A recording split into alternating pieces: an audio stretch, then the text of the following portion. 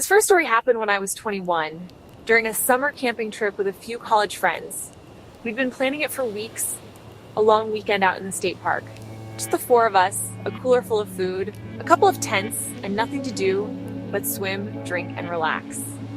It was late August, one of those weeks where the heat sticks to you even after the sun goes down. We'd booked a site that was supposed to be isolated, no other campers for at least 100 yards in any direction. That was the whole point.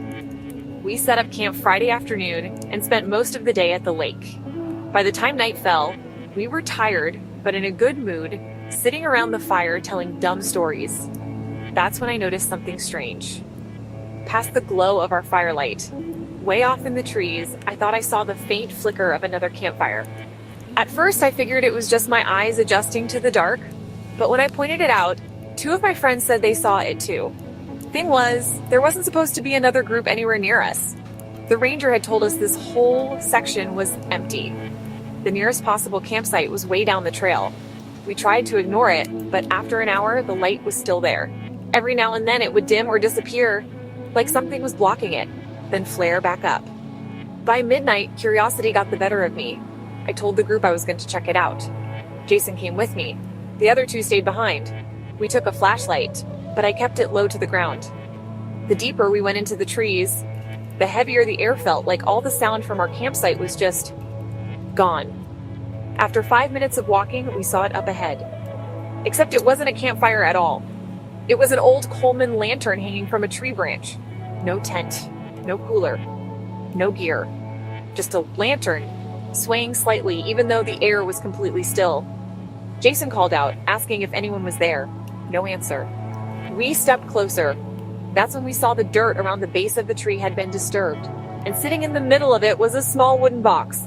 I bent down, thinking maybe it was some kind of geocache, but the second my fingers touched it, the lantern went out. We were instantly in pitch black. The next thing I heard was breathing. Slow. Right next to us. We ran.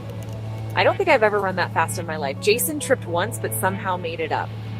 When we burst back into the firelight, our friends looked terrified.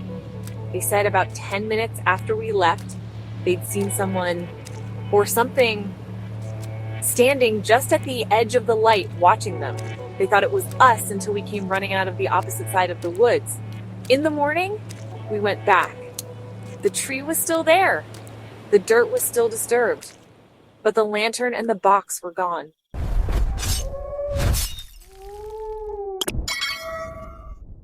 This second story happened just 2 summers ago. I was driving back from visiting my parents in New Mexico to my place in Arizona. It's about a 7-hour drive, most of it nothing but long desert highways. It was close to midnight. I was maybe 2 hours from home when my headlights caught something up ahead, a man walking on the shoulder. I figured maybe his car had broken down, but as I got closer, I noticed he was moving strangely. Not limping exactly, but like his knees weren't bending right. He was wearing a long, dark coat even though it was 85 degrees out, and I couldn't see his face, just a pale oval where it should have been. I slowed as I passed him and rolled down the passenger window. "Hey, you okay?" He stopped walking. And then, without turning his head, he started moving toward my car. I didn't wait. I floored it. When I checked my rearview mirror, he was standing in the middle of the lane, watching me drive away. I told myself it was just some weird drifter. But 20 minutes later, my stomach dropped. Up ahead, there he was again. Same coat, same pale face, same stiff, unnatural walk. There was no way he could have gotten there on foot, and I hadn't seen a single car. This time I didn't slow down. I passed him without looking back. I never saw him again, but now, every time I drive that highway at night, I can't help but glance at the shoulder, half expecting him to be there.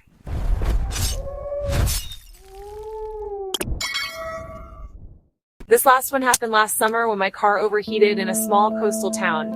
The only place with a vacancy was this rundown roadside motel that looked like it hadn't been updated since the 70s.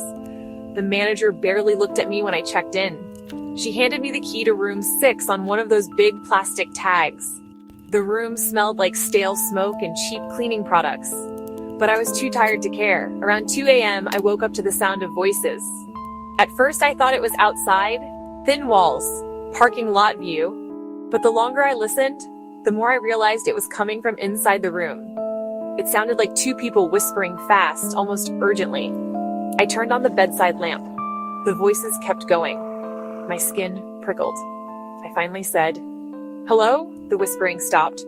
From the dark corner near the closet, I heard slow, deliberate breathing. I grabbed my bag and ran to the manager's office. I told her someone was in my room. Her expression tightened. She said, "That's not possible. No one's been in room 6 for years." I held up the key she'd given me. She shook her head. "That room isn't even on the registry anymore." I didn't go back. I didn't even grab the rest of my stuff. I just got in my car and drove until the sun came up.